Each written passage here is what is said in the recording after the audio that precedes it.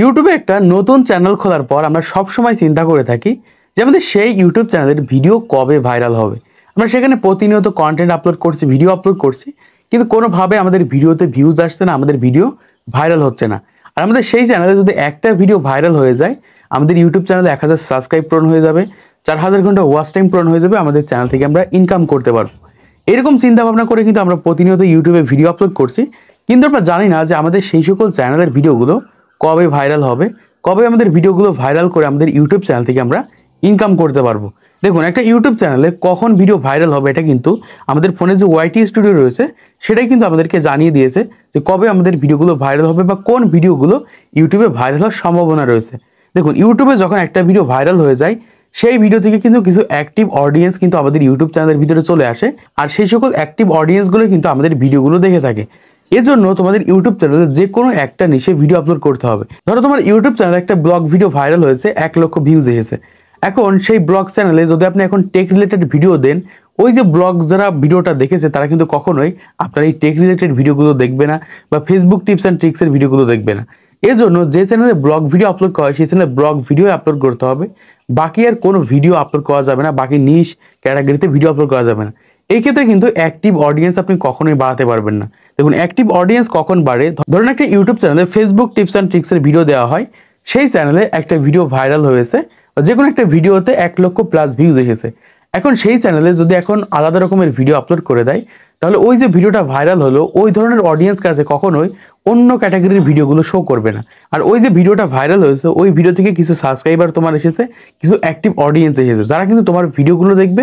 ঠিক সেমভাবে পরবর্তীতে যখন আপনি আবার ফেসবুক টিপস অ্যান্ড ট্রিক্সের ভিডিও দিবেন, তখন কিন্তু তারা কিন্তু সেই সকল ভিডিওগুলো দেখবে। এজন্য একটা নিশে ভিডিও আপলোড করাটা খুবই জরুরি। যারা একটা নিশে ভিডিও আপলোড করতে পারছে না, যারা বিভিন্ন রিলেটেড বিভিন্ন রকমের ভিডিও আপলোড করছেন, তাদের ইউটিউব চ্যানেলের প্রত্যেকটা ভিডিওতে ভিউজ আসবে না। একটা ভিডিওতে হয় একটু বেশি ভিউজ চলে আসবে, বাকি ভিডিওতে 10, 5, 15, 20টা ভিউজ এসে থাকবে। তাই বর্তমান সময়ে একটা নিশে ভিডিও আপলোড করা খুবই জরুরি।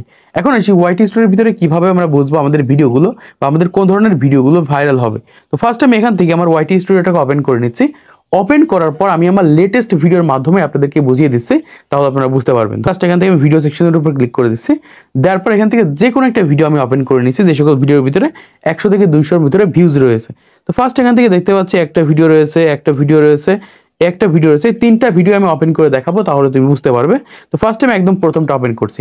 ওপেন করার পর এখান থেকে আমি দেখতে পাচ্ছি ভিডিও পারফরমেন্স অপশনে কিন্তু আমার একদম নিচের দিকে টিক মার্ক চলে গেছে। এই ভিডিওতে আর ভিউজ বাড়বে না বা ভিউজ আসবে না, হয়তো বা 5-6টা ভিউজ আসার পর ভিউজটা থেমে যাবে। ফার্স্ট আমি এই অপশনটাতে একটা ক্লিক করছি। ক্লিক করার পর আমাদের সামনে একটা নতুন গ্রাফ চলে আসবে, যেই গ্রাফের মাধ্যমে আমরা বুঝতে পারবো আমাদের কোন ধরনের ভিডিওগুলো ভাইরাল হবে। দেখুন, এখানে একটা গ্রাফ আপনারা বুঝতে পারছেন কিনা, এই যে দেখতে পাচ্ছেন এখান থেকে এরকম ভাবে একটা কিন্তু শ্যাডো গ্রাফ কিন্তু আমাদেরকে দিয়েছে, ভালোভাবে বুঝে রাখো। এই শ্যাডো গ্রাফের নিচের দিকে কিন্তু আমার ভিউজ রয়েছে, মানে এই যে শ্যাডো গ্রাফ রয়েছে এই গ্রাফের যদি উপরের দিক দিয়ে যদি আমাদের ভিডিওগুলো যায়, তাহলে 100% আমাদের ভিডিওগুলো ভাইরাল হবে। এই শ্যাডো গ্রাফের উপর দিকে যখন আমার ইউটিউব চ্যানেলে ভিউজ যাবে, তখন কিন্তু আমার ভিডিও ভাইরাল হবে, আমার ভিডিওতে আস্তে আস্তে ভিউজ আসতে থাকবে। দেখুন, অনেক ক্রিয়েটার বলে ভাই আমার ইউটিউব চ্যানেলে ভিউজ থেমে গেছে, ভিউজ থেমে যাচ্ছে। তাদের জন্য বলবো আপনাকে অবশ্যই এই যে গ্রাফটা রয়েছে এই গ্রাফটা এই শ্যাডো গ্রাফের উপর দিয়ে নিতে হবে। যখন আপনি উপর দিয়ে নিতে পারবেন, সেই সকল ভিডিওর ভিউজ কখনোই থামবে না, ভিউজ আসতেই থাকবে। ধরুন আমি এখান থেকে আরেকটা উদাহরণ দিই, তাহলে তুমি বুঝতে পারবে। জাস্ট আমি এখান থেকে ব্যাকে চলে যাচ্ছি। ব্যাকে আসার পর এখান থেকে নিচের ভিডিওটা জাস্ট আমি এখান থেকে ওপেন করে নিচ্ছি। জাস্ট এই ভিডিওটার উপর আমি ক্লিক করে দিচ্ছি। ক্লিক করার পর এখান থেকে দেখতে পাচ্ছি এই ভিডিওর পারফরমেন্সে কিন্তু নিচের দিকে রয়েছে, এবং এখান থেকে এই গ্রাফটাও দেখতে পাচ্ছি এখান থেকে নিচের দিকে গেছে। ঠিক সেম ভাবে তোমার ভিডিও যদি এরকম এই যে শ্যাডো রয়েছে এই শ্যাডো যদি নিচের দিকে চলে আসে বা নিচের দিকে দেখায়, তাহলে সেই সকল ভিডিওগুলো ফ্রিজ হয়ে যাবে বা ইউটিউব কিন্তু ফ্রিজ করে দেবে, আর নতুন অডিয়েন্সের কাছে পাঠাবে না। এখন তোমাকে যে কাজটা করতে হবে, এই যে গ্রাফটা রয়েছে এই গ্রাফের উপরের দিকে নিতে হবে। যখনই উপরের দিকে নিতে পারবে তখনই কিন্তু সেই সকল ভিডিও ভাইরাল হবে, সেই সকল ভিডিওতে ভিউজ আসতে থাকবে। চলুন তোমাদের উদাহরণ সহকারে দেখে দিই, তাহলে তোমরা বুঝতে পারবে। তো ফার্স্ট আমি এখান থেকে ভিডিও সেকশনে চলে আসছি। তো এখান থেকে আমরা যে কোনো একটা ভিডিও ওপেন করে নিচ্ছি। ধরো আমি এখান থেকে এই ভিডিওটা এখান থেকে ওপেন করছি, তাহলে তোমরা বুঝতে পারবে। ধরো এই ভিডিওটা আমি এখান থেকে ওপেন দিচ্ছি। ওপেন দেওয়ার পর এখান থেকে ভিডিও পারফরমেন্সের উপর ক্লিক করে দিচ্ছি। ক্লিক করার পর তোমরা দেখতে পাচ্ছ আমার কিন্তু শ্যাডো আইকনের কত উপর দিকে কিন্তু আমার ভিডিওটা যাচ্ছে। দেখো এখান থেকে এরকম ভাবে কিন্তু আমার ভিডিওটা উপরের দিকে কিন্তু শো করছে বা উপরের দিক দিয়ে কিন্তু যাচ্ছে। ঠিক সেম ভাবে তোমাদের ভিডিও যদি এই শ্যাডো আইকনের যদি নিচের দিকে যায়, তাহলে সেই ভিডিওর ভিউজ একদমই ফ্রিজ হয়ে যাবে, সেই সকল ভিডিওগুলো ভাইরাল হবে না। তাহলে একটা ভিডিওকে ভাইরাল করার জন্য অবশ্যই আমাদের এই যে শ্যাডো আইকন রয়েছে এটার উপর দিয়ে নিতে হবে। এখন এটার উপর দিয়ে কিভাবে যায়, কিভাবে নেবেন, পুরো প্রসেসটা আজকের এই ভিডিওতে দেখিয়ে দেবো। দেখুন, একটা নতুন ইউটিউব চ্যানেলে যখন ভিডিও আপলোড করা হয়, সেই ভিডিওটা প্রথমত কিছু অডিয়েন্সের কাছে ইউটিউব পাঠায়। সেটা হতে পারে 100, 200, 500, 1000, 2000। এই যে 2000 মানুষের কাছে আমাদের ভিডিওগুলো পাঠালো, এর ভিতর থেকে যদি 10% মানুষ যদি আমার ভিডিওতে ক্লিক না করে, তাই আমাদের সবসময় চেষ্টা করতে হবে 1000 জন মানুষের কাছে ভিডিওটা গেলে অবশ্যই 100 জন মানুষ যাতে ক্লিক করে এরকম কন্টেন্ট তৈরি করে ইউটিউবে আপলোড করতে হবে। এজন্য তোমাদের ইউটিউব চ্যানেলের সব থেকে প্রথমে রাখতে হবে থাম্বনেল।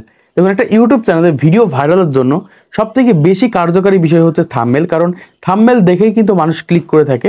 দেখুন, কোন একজন অডিয়েন্সের কাছে ভিডিওটা যখন যায়, সে কিন্তু 3 সেকেন্ড থাম্বনেলটা দেখে কিন্তু চলে যায়। এই 3 সেকেন্ডের ভিতরে যদি অডিয়েন্স বুঝতে পারে থাম্বনেলের ভিতরে কিছু একটা রয়েছে বা থাম্বনেলটা অ্যাট্রাকটিভ থাম্বনেল, তখনই কিন্তু থাম্বনেলের উপর ক্লিক করে। ক্লিক করার পরে যে হচ্ছে ভিডিও দেখে। তো ফার্স্ট আমি এখান থেকে ব্যাকে চলে যাচ্ছি।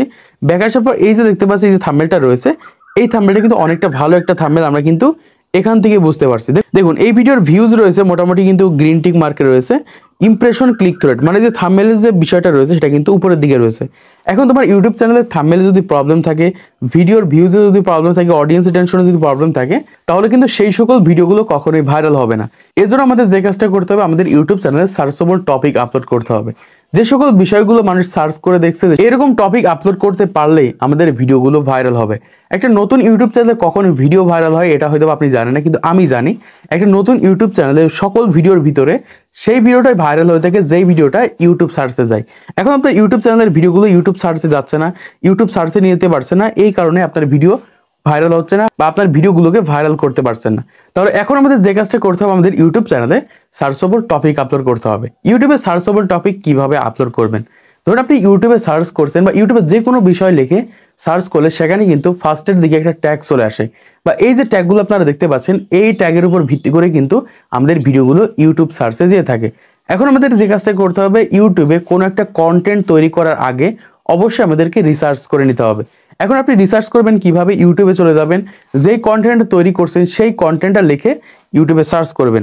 সার্চ করার পর দেখবেন সেখানে সেই সকল ভিডিওর ভিতরে কেমন ভিউজ রয়েছে, বা লেটেস্ট যে ভিডিওগুলো রয়েছে সেই সকল ভিডিওর ভিতরে কেমন ভিউজ রয়েছে, এটা কিন্তু এখান থেকে প্রথমত আপনাদেরকে দেখে নিতে হবে। যদি লেটেস্ট বা 1 মান্থ আগে আপলোড করেছে এরকম ভিডিওতে যদি ভালো পরিমাণ ভিউজ থাকে, সেক্ষেত্রে আপনাকে যে কাজটা করতে হবে, সেই সকল ভিডিওগুলো ইউটিউবে তৈরি করতে হবে। এবং এই যে টপিকটা দেখতে পাচ্ছেন, এই টপিক যদি আমি ভিডিও তৈরি করি, তাহলে আমার ভিডিওটা 100% ইউটিউব সার্চ যাবে, বা ইউটিউব সার্চ থেকে ভিউজ আসবে, বা আমাদের ভিডিওটা ভাইরাল হওয়ার সম্ভাবনা থাকবে। এমনকি আমার যতগুলো ভিডিওতে 40,000 50,000 ভিউজ এসেছে, প্রত্যেকটা ভিডিও কিন্তু ইউটিউব সার্চ থেকে ভিউজ এসেছে। তাই তোমাদেরও চেষ্টা করতে হবে নতুন ক্রিয়েটার হিসেবে ইউটিউব সার্চ থেকে ভিউজ আনা, তাহলে তোমাদের ভিডিওগুলো ভাইরাল করতে পারবে, তোমাদের চ্যানেল থেকে ইনকাম করতে পারবে। তো আশা করছি বুঝতে পেরেছো কিভাবে একটা নতুন ইউটিউব চ্যানেলের ভিডিওগুলো ভাইরাল হয়ে যায়, কবে ভাইরাল হয় সেটা কিন্তু তোমরা তোমাদের ওয়াইটি স্টোরির ভিতর থেকে দেখে নিতে পারবে। তো আজকের এই ভিডিওর মাধ্যমে তোমরা যদি কিছু শিখতে পারো, জানতে পারো, বুঝতে পারো, তাহলে ভিডিওতে একটা লাইক করে দেবে, চ্যানেলটি সাবস্ক্রাইব করে দেবে পরবর্তী আরো ইউটিউব টিপস অ্যান্ড ট্রিক্সের ভিডিও দেখার জন্য।